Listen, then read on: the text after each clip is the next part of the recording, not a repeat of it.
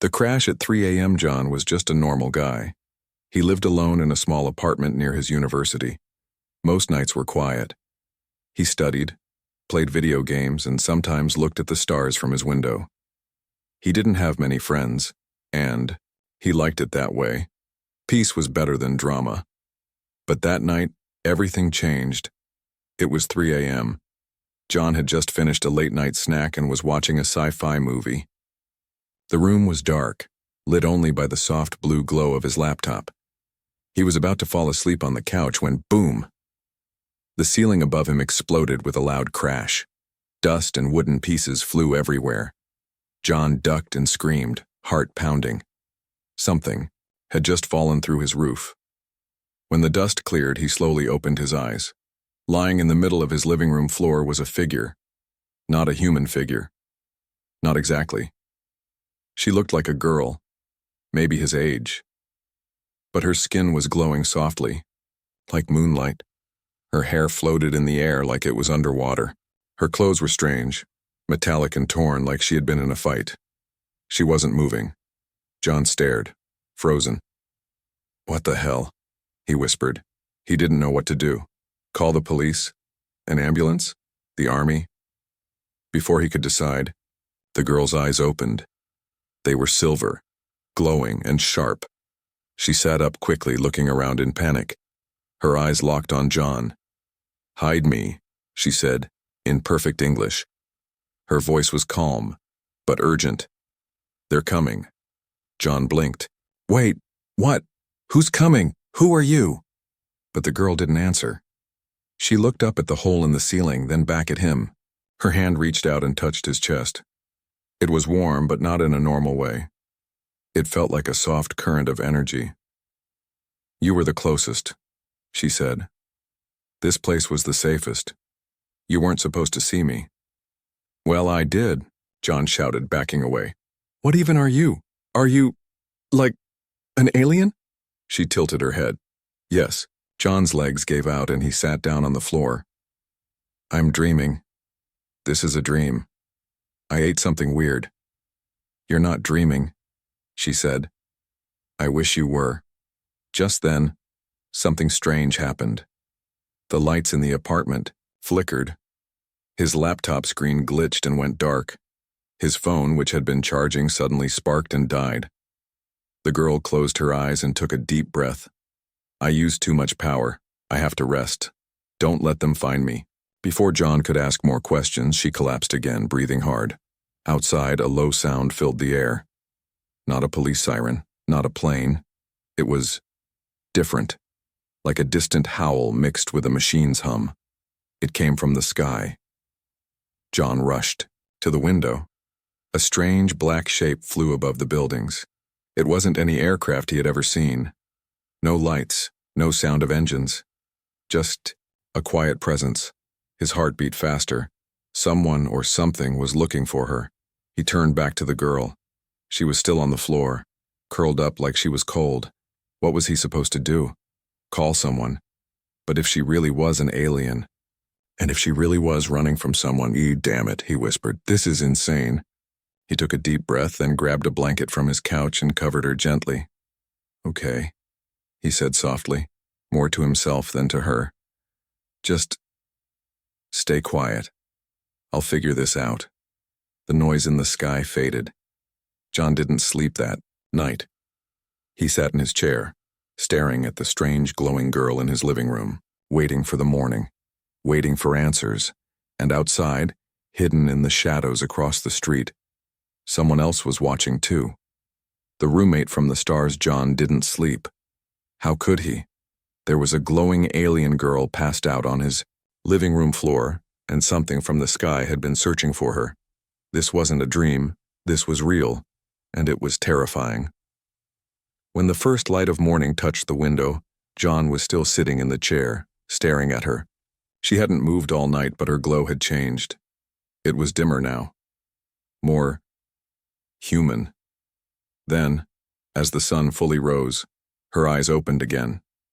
She sat up slowly, her hair falling over her shoulder. Her movements were calm, but precise. Like she was always alert, always calculating. John jumped up. You're awake. She looked at him confused. You didn't run. I thought about it, he said honestly. But you looked, I don't know, not dangerous, just lost. She studied his face. That's rare. Most humans run from what they don't understand. Yeah, well, I play a lot of sci-fi games, John said, trying to joke. Though, none of them started with someone crashing through my ceiling. She stood up, completely steady now, and walked around the room. Her eyes scanned everything. The furniture, the fridge, even his stack of comic books. She picked one up and stared at the cover. A flying superhero. Your species dreams of flight, she said. You always dream of more. Okay, John said, raising a brow. Let's start with your name. She hesitated, then said, Ray. Ray, he repeated. Okay, Ray. What are you exactly? Where are you from? And, more importantly, why me? Why crash here? Ray looked at him, and for a moment she looked sad. Tired. You were the nearest safe location on the scan. And I didn't crash, I landed. Barely. John frowned. So you chose my apartment? Out of the whole planet? She nodded. You were not random. I came here for a reason. His heart skipped. Wait, what reason? But she didn't answer. Instead, she touched the broken charger cable on the floor. It instantly sparked and healed as if it had never broken. John blinked. What the hell? You just fixed that. I didn't fix it, Ray said softly. I reset its time. You can control time? Small things, small objects. Once, it takes energy. She sat down on the couch like she had done it 1,000 times before, as if this place already belonged to her. John was still trying to understand everything. Okay, look. People are going to notice the hole in my ceiling. I can't hide an alien in my apartment. I won't be here long, she said. Just until I heal, and until it's safe to move again. From who?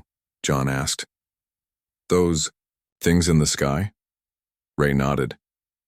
They're called seekers, machines, built to hunt. They don't ask questions. They only follow orders. Who gave the orders? She looked at him, and for the first time her glow flickered dark. My own kind.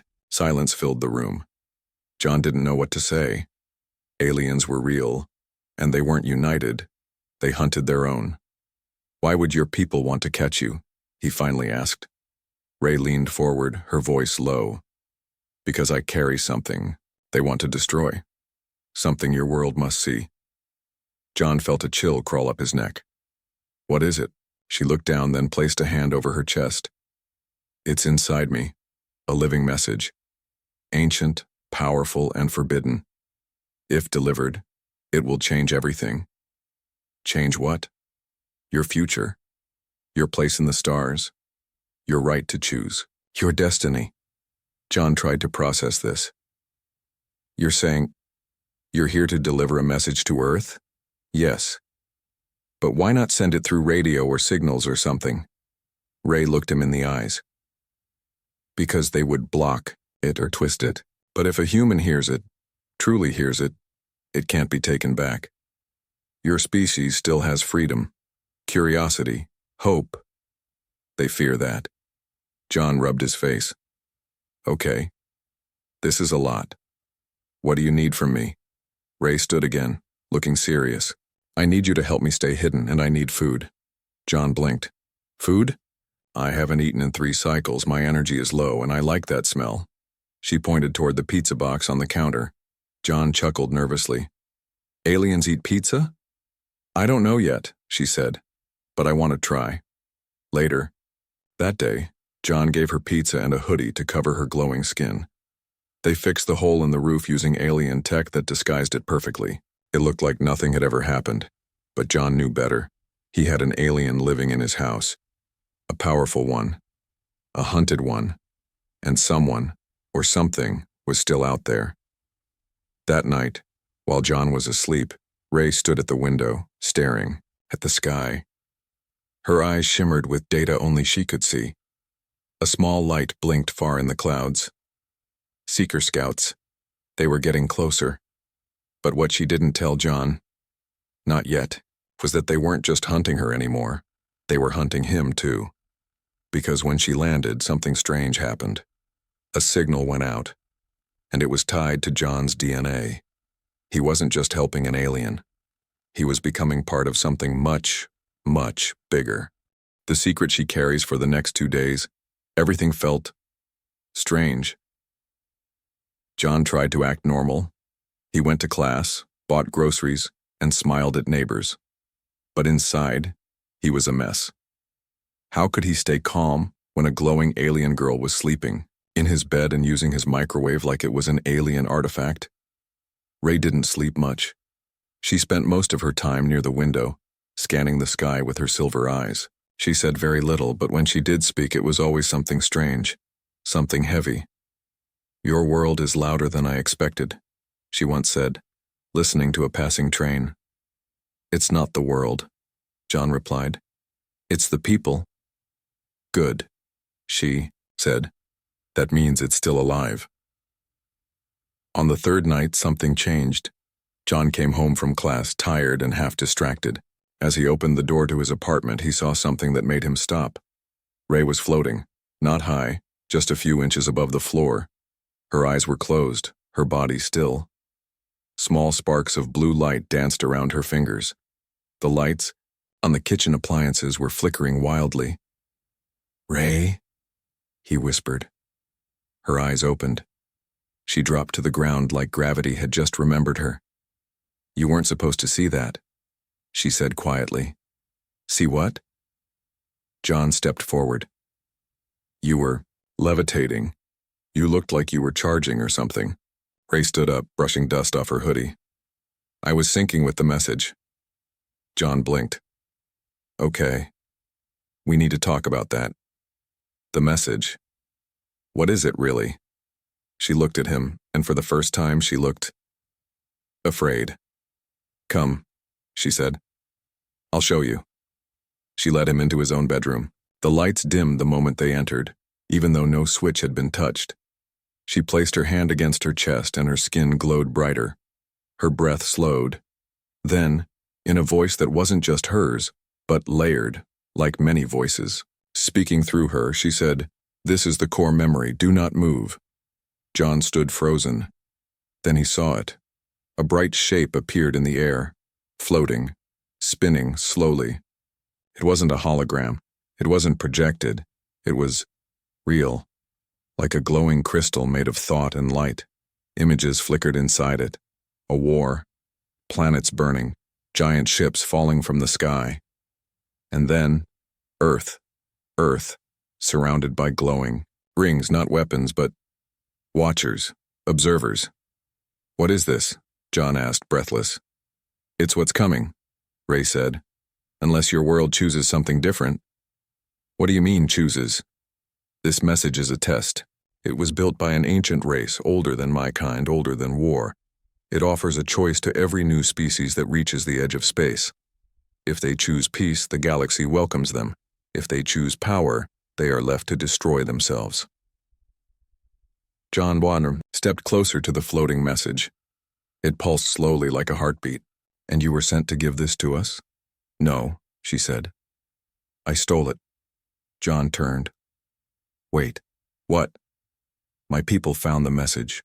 They were afraid of what it might say, afraid humans would pass the test, so they locked it away. I was supposed to study it. Instead, I ran with it, and now I carry it inside me." John couldn't believe what he was hearing. "So you're not just a messenger, you're a traitor." Ray didn't argue. She only said, "I am doing what's right, and if your people catch you, they'll erase me." And the message. John took a deep breath. This was bigger than he'd thought. Not just aliens, not just secrets. Humanity itself was being tested. "Why me, Ray? Why crash into my life?" Ray walked toward him. Her glow softened. She placed her hand gently on his forehead. "Because you're not just random, John. Your DNA matches a pattern from the message. Something inside you reacts to it. I don't know why, but I think you were meant to hear it. John felt dizzy. He sat down. I'm just a student, I can't be important. Your kind always says that, she said with a soft smile. Until you are. Later that night, John tried to sleep, but strange dreams filled his mind. In one dream, he saw the same glowing rings around the earth. In another, he stood in the center of a giant alien court, while thousands of stars watched in silence, waiting for him to speak.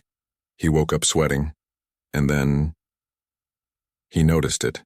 His hand was glowing, just like hers. In the shadows outside the apartment, a seeker watched silently. Its eyes recorded everything. Its message was already sent.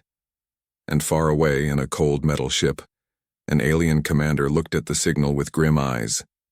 The human has been activated, she said. Bring them both, dead or alive. The hunters arrived the next morning. The city felt colder. John noticed it the moment he stepped outside to throw the trash. It wasn't just the wind, it was something else. Like the air itself had stopped trusting the sky. The streets were normal. People walked, cars passed, kids laughed, at the bus stop. But above all of that, John felt something watching. Something invisible. Back inside, Ray sat cross-legged on the floor, surrounded by strange lines she'd drawn in chalk. Alien symbols circled her like a glowing puzzle. She was humming softly, a sound that didn't belong to this world. John watched from the door. What is that? A scan, she said without opening her eyes. For seekers. For shadows. What's a shadow? A seeker that hides as a human. John froze. Wait, they can shapeshift? Ray opened her eyes. They don't change shape. They change light. They bend it. They can walk past you and you won't see them, unless you stop trusting. Your eyes? Great, John muttered. So they could be anywhere. Ray stood. They already are. Later that day, John walked to the grocery store, his hoodie pulled up. Every sound made him flinch. A door slam, a distant siren, even a crow flying overhead. His mind kept repeating the same thought. Someone is watching me. But he didn't see anyone. No one looked suspicious. No one followed him. It was all in his head, wasn't it? As he reached the corner of his street, his phone buzzed. Unknown number, unknown caller. Go back now, run. He stared at the screen, then someone bumped into him. A tall man in a suit. Clean face, perfect posture. No expression. Just brushed past. John like he wasn't there. But when John turned around, the man was gone. Not walked away. Gone. John ran. He burst into the apartment out of breath. Ray, I think they found me. Ray was already packing. The glowing chalk circle had burned itself into the floor. They have, she said. They're close. How close? She pointed to the ceiling. A low hum filled the room. Like a machine, but alive then. The lights exploded. Glass rained down. The apartment shook. A deep voice, not from outside but inside their heads, spoke one word. Return. Ray grabbed John's hand. Don't let go. They ran. They made it out the back stairs just as the wall cracked open with a violent roar. A silver drone shot through, the apartment spinning and scanning. It didn't chase them, not yet. It was calling for others. Down alleyways, over fences, through subway tunnels. They ran. Ray moved fast, but never too far from John. They won't kill you yet, she said. They need to know what the message showed you. What if I tell them nothing? They won't believe you. They reached an old train station that hadn't been used in years. Underground. Dark. Forgotten. Ray sealed the entrance behind them using a strange metal cube that grew wires and melted into the wall. We're safe, she said. For now, John added. Inside the tunnel, they found an old office room. Dusty, cold, but quiet. John sat down, trying to catch his breath. What do they want with me, really? If the message is inside you, why are they after me now? Ray looked at him for a long time before answering. Because the message responded to you, she said. It's not just knowledge. It's a living memory. And now, it's shared between us. John's voice dropped. So if they can't get it from you, they'll try to get it from me. Ray nodded. And humans break more easily. As they talked, something crawled along the outer wall. Not human, not metal. Something in between. The Seeker had found them, but it didn't enter. It did something worse. It waited. Back in the station room, John noticed something glowing in the mirror, not his reflection. Something behind him. He turned, but nothing was there. Did you see that? He asked. Ray stood slowly. It's begun. What's begun? Phase 2. They don't chase anymore. Now they whisper. Whisper? They get inside your mind, your memories. They twist your fear. If you believe it, it becomes real. John looked pale. So now they're in my head? Ray touched his forehead. Not yet, but they're knocking. Hours passed, they stayed hidden, whispering plans. John asked about her home, her past. She avoided answers. She only said, My world builds weapons. Your world builds wonder. That's why I chose yours. As John started to drift into sleep, he heard her humming again. That soft alien tune, but somewhere in the distance, he heard it again. The deep voice. Return. John woke with a start. The mirror in the room was glowing again. And this time, the reflection was not his own. It was his face, but smiling, in a way he never had. Then the voice said, She will betray you. She is not your friend. John stood. Ray? She was already up, her hands glowing with light. They're trying to break us, she said. Don't listen. How do I know you're real? John asked. She didn't answer with words. She placed her glowing hand in his. He felt warmth, memory, pain, joy, 1,000 voices, 1,000,000 stars, and one single heartbeat. His. Because, I share this now, she whispered, and I don't give things back. Far above, in orbit, the commander of the Seekers watched their last scan. Prepare the others, she said coldly. The message has fused, and the human has become the key. Next stop, capture or erase. John's DNA. John couldn't sleep anymore. His dreams were no longer his own.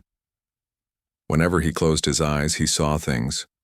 Strange places, alien ruins, symbols that moved, and always, that soft hum in the background. Not music, not a machine, something older. He didn't tell Ray about all of it, not yet. Part of him was scared to know what it meant. Another part already knew. He wasn't normal anymore. And maybe, he never was. They were still hiding in the abandoned subway station deep underground. The Seekers hadn't found a way in yet, but Ray said it was only a matter of time. Their energy was tracking John now, not just her. They've changed focus, she whispered, watching the tunnel with glowing eyes. They know what you are. John shook his head. What am I? Ray didn't answer. Instead, she placed a strange device in front of him. It looked like a silver orb, covered in thin lines.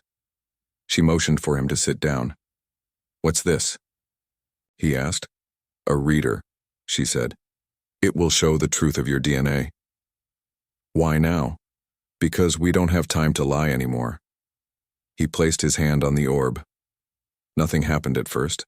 Then it began to spin, slowly, then faster, until it floated in the air, humming with soft pulses of light. Symbols appeared mid-air, written in an alien language John didn't understand. Ray stared at them, her face pale. What is it? He asked. She didn't answer. Ray? She took a deep breath. You're not just human. The words hit him like a punch to the chest. What do you mean? He said, standing up. Someone, long ago, changed you, changed your blood. Maybe it was hidden in your family for generations. Maybe they were testing something. But your body holds a code from the first race. First race? The builders, she said. The ones who made the message. The ones who passed knowledge between stars. They vanished 1,000,000 years ago, but their DNA is inside you. John backed away. This is crazy. I was born here. My parents are just regular people.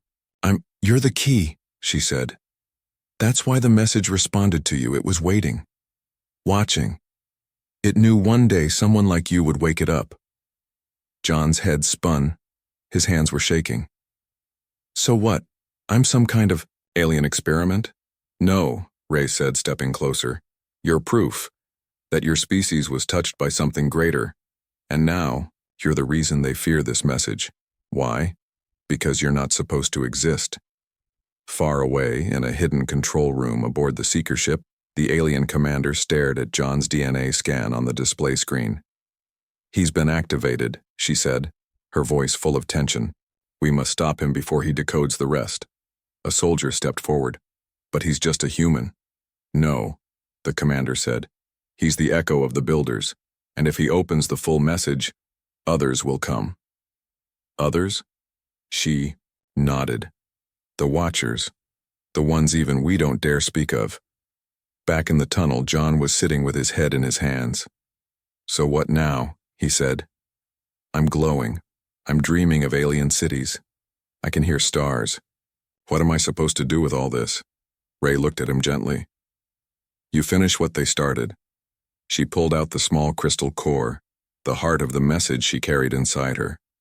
It pulsed with light when it came near John. For the first time she handed it to him, the light grew brighter. You're the only one who can unlock the final sequence, she said. But once you do, everyone will hear it, even the Watchers. John stared at the crystal. It was warm in his hand. Not like metal, like memory. What happens after I unlock it? Ray didn't answer. Her silence said everything. They spent the next hours hiding, thinking, waiting.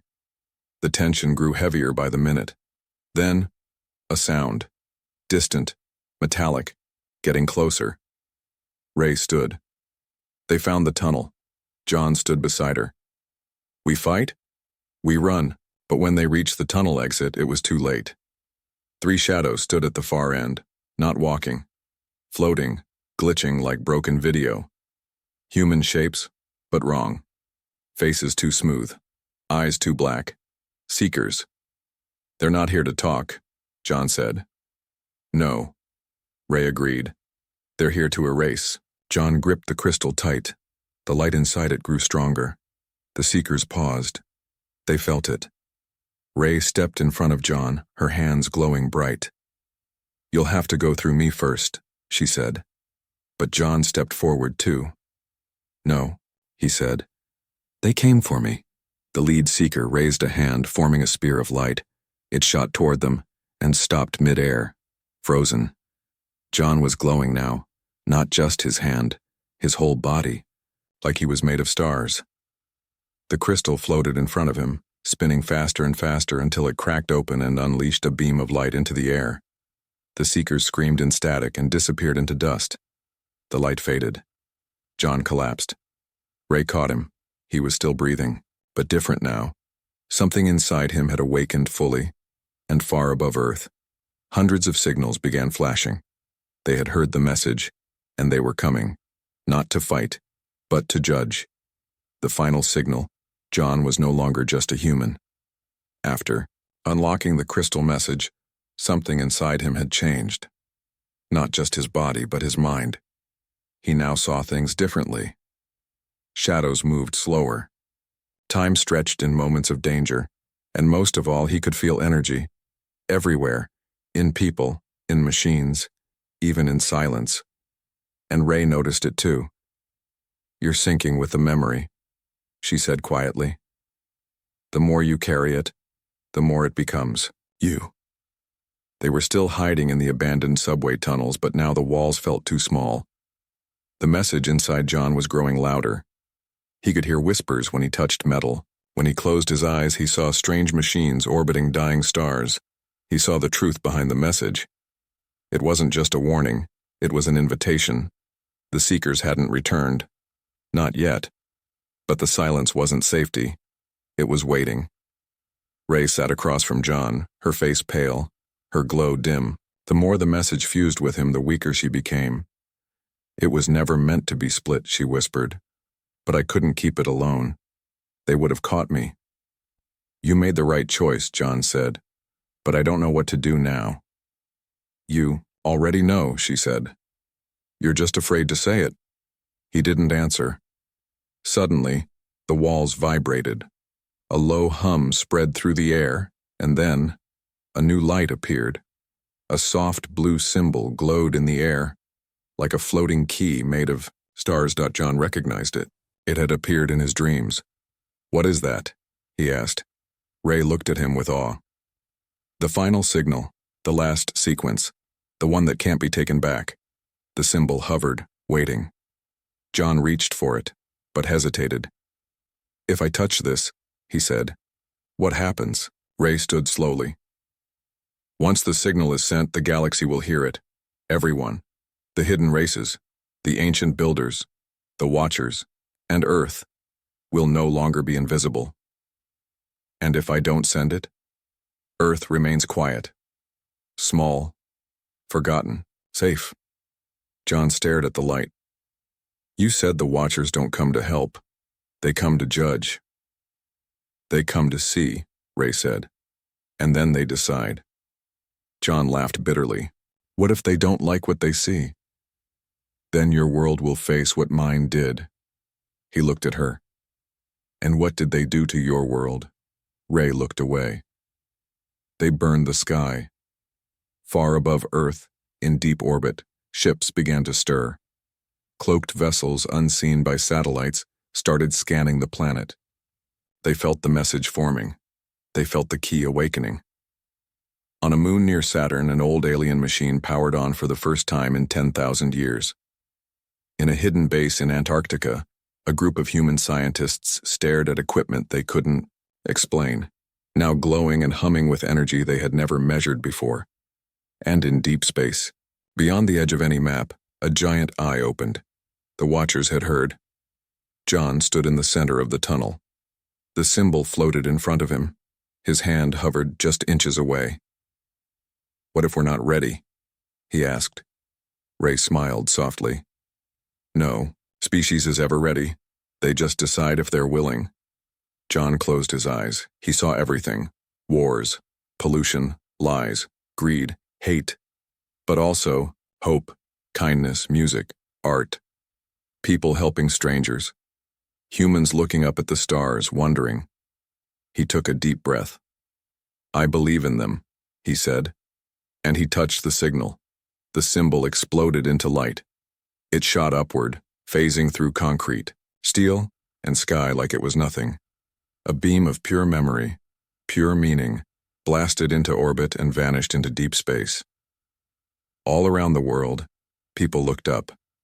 Some felt a chill. Some saw a flash. Others had strange dreams that night, but no one knew what it meant, except one man and one alien girl. John fell to his knees. His body burned with energy. Not pain. Power. The kind of power that didn't destroy. It revealed. He saw the Earth from space. He saw data maps, energy fields, soundless movements of civilizations. He saw the first race, the builders, watching him, not in anger, but in curiosity.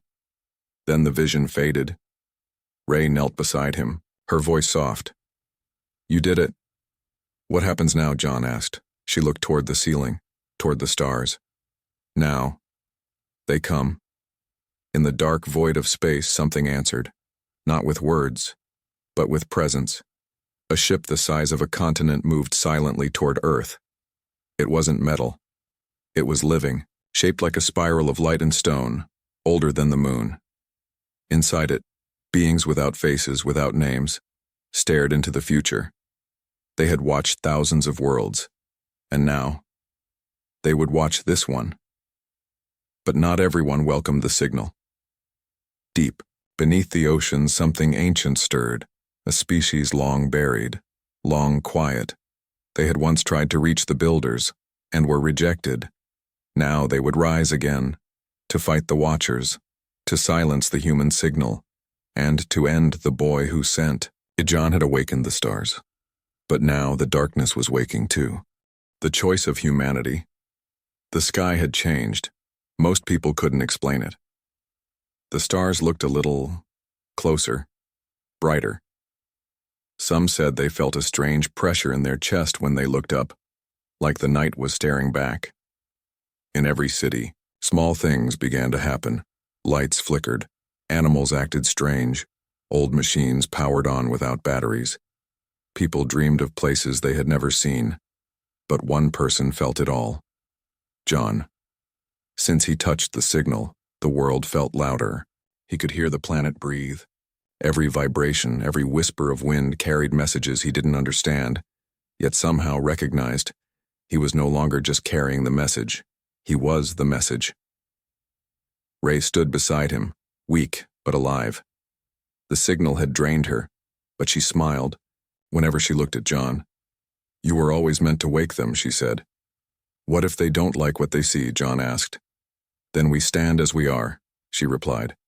"Not as warriors, not as beggars, but as humans." Outside, thunder cracked, but it wasn't from a storm. They came through the clouds. No ships, no weapons, no noise, just a presence, a ripple in space, a shimmer across the sky. People stopped what they were doing. Traffic froze. Birds landed in streets. Dogs barked once and went silent. The watchers had arrived, not in one place, but everywhere, visible only to the hearts of those who dared to look without fear. John stood on a rooftop in the center of the city. All screens across the world, phones, TVs, satellites, turned to static, then showed his face. Not because he wanted it, but because the watchers chose him as the voice, the Earth's voice. His chest burned with power, his eyes shimmered like stars. But he looked human, just more. Ray stood beside him watching the sky shift. "Now," she whispered. "They wait for your answer." A deep silence fell. No wars, no movement. The galaxy held its breath. Then John spoke. "We're not perfect," he said. "We've hurt each other. We've polluted our seas, destroyed forests, started wars over borders and beliefs." The sky darkened just slightly. The watchers were listening. "But we've also written music, painted beauty, healed strangers, loved deeply, and dreamed beyond our skies." He raised his hand. "We are not gods, but we are learning, and we want to grow." The light around him pulsed brighter and warmer. "We don't ask to be protected. We ask to be seen, to be tested, to be trusted." He looked up. "So now you choose. Not if we live, but if we're ready." For a long moment there was nothing, just the sound of wind. Then, the sky opened. A spiral of glowing rings unfolded, above Earth stretching wider than the moon. Inside it, ancient symbols shimmered, codes of the first race. Time slowed. Every human on Earth felt it in their heart. You have been seen. You have been heard. You may rise. Then, the rings vanished. The sky returned to normal. The watchers were gone. But something had changed. Forever. John collapsed to his knees, breathing hard.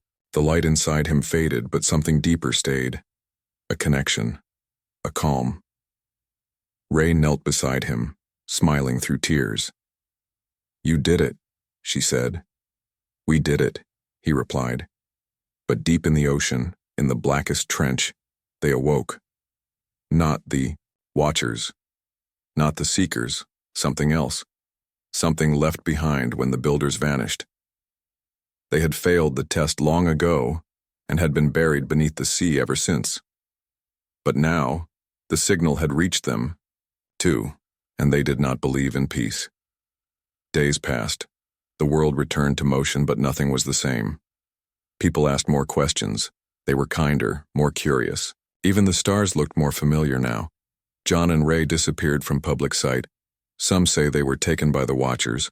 Others believe they still walk among us, watching, guiding. But every night, in every part of the world, children now, Look up at the stars and say the same thing. We were chosen. And far beyond the edge of the galaxy, a new star is born. Its light shaped like a spiral, its name written in 2 languages. Human and Hope.